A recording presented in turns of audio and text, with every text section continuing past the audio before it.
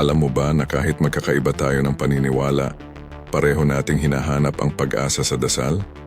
Imagine mo isang Muslim at isang Kristiyano, magkasama sa hirap, magkasabay magdasal para sa kapayapaan at kabutihan ng lahat.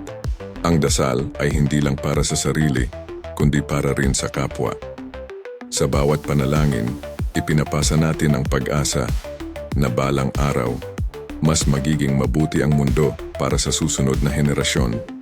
Hindi hadlang ang relihiyon para magpakita ng kabaitan at malasakit. Sa panahon ng pagsubok, ang simpleng pag-abot ng tulong o pagbigay ng ngiti ay parang dasal din na nagpapalakas ng loob at nagbibigay ng lakas. Sa bawat pagtanggap at pag-unawa sa isa't isa, mas lumalalim ang ating pagkakaisa at nagiging matibay ang ating samahan. Hindi mahalaga kung saan ka nagdarasal, basta bukal sa puso ang dasal. Naririnig ito ng Diyos at nagbibigay ng pag-asa sa ating lahat. Kaya tara, ipagpatuloy natin ang kabutihan, pag-asa at panalangin para sa lahat ng tao.